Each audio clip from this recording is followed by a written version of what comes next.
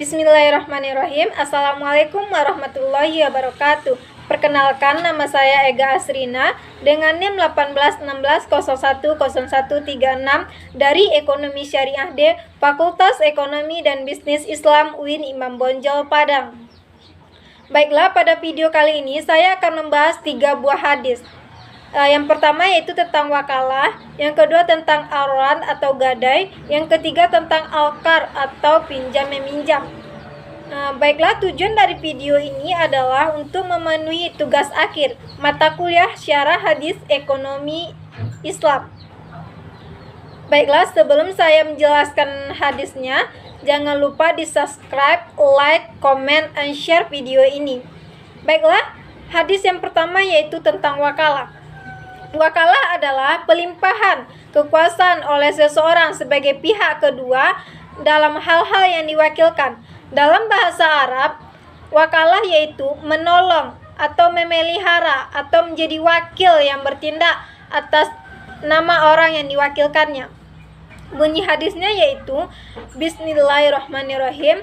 Anna Rasulullah sallallahu alaihi wasallam ba'asa Rafi'i wa rajulam minal ansori fazawwajahu Maimunah bintal Haris, yang artinya bahwasanya Rasulullah sallallahu alaihi wasallam telah mewakili kepada Abu Rafi'i dan 2 orang laki-laki dari kaum Ansor untuk menikahi Maimunah binti Hasir.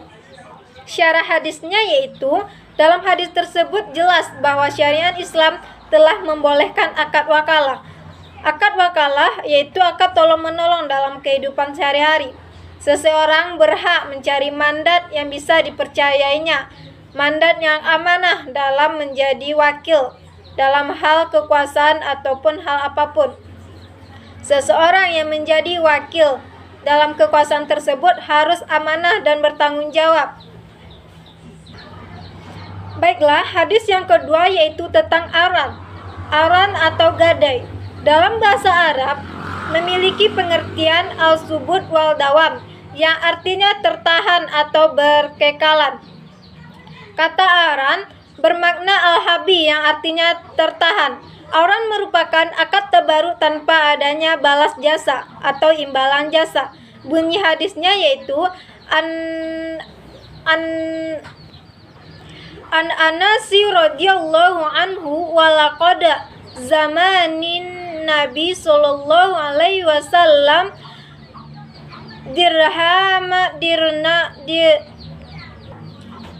dir'an lahu bil Madinah inda Yahudi wa akhaza minhu syairul ahlihi, yang artinya dari Anas, sesungguhnya Nabi SAW pernah menggadaikan baju besinya kepada orang Yahudi, sementara mengambil gandum dari orang tersebut untuk memenuhi kebutuhan keluarganya.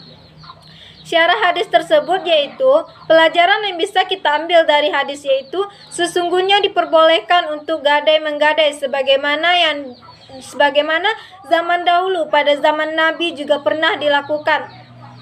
Rasulullah SAW menggadaikan baju besinya kepada orang Yahudi, lalu mengambil gandum darinya untuk memenuhi kebutuhannya.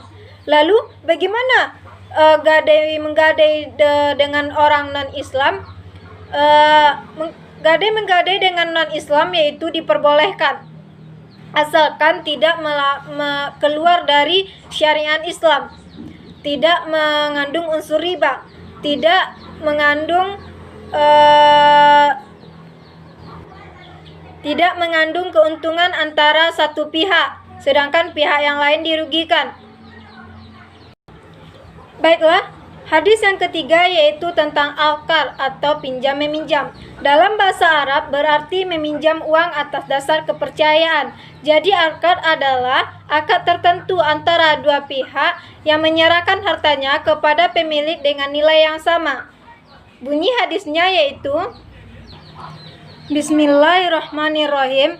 An Anas bin Maliki qala Rasulullah sallallahu alaihi wasallam ra'aitu lailatu asyri ala babil jannati maktubas sadaqa ba'asyra amsyaliha walaqad bi syamani asyara faqultu ya Jibril ma barul qarda afdalu minal sodaqo qala li annasi ila yasalu wa indahu wal mustaqridu la yastakurdi illa min hajah.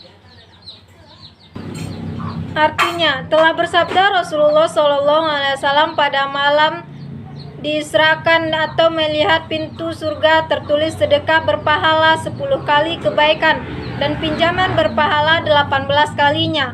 Lantas aku bertanya, wahai Jibril, mengapa pinjaman lebih utama dari sedekah? Dia menjawab, karena peminta itu meminta padahal dia masih berpunya, sementara orang yang meminjam pasti dia lebih membutuhkan. Syarah hadisnya yaitu, akad alqab dalam syariat Islam dalam bermuamalah sangat dianjurkan karena alqab bisa melapangkan seseorang. Kita meminjamkan kepada seseorang yang sangat membutuhkan. Namun dalam hal meminjam tidak ada unsur balasan atau yang disebut dengan riba. Ketika seseorang meminjam dengan jumlah tertentu, maka orang yang meminjam tersebut akan mengembalikan pinjaman tersebut dengan jumlah yang sama, tidak berlebih dan tidak berkurang. Baiklah, mungkin hanya itu yang dapat saya sampaikan. Terlebih dan terkurang saya mohon maaf. Assalamualaikum warahmatullahi wabarakatuh. Alhamdulillah.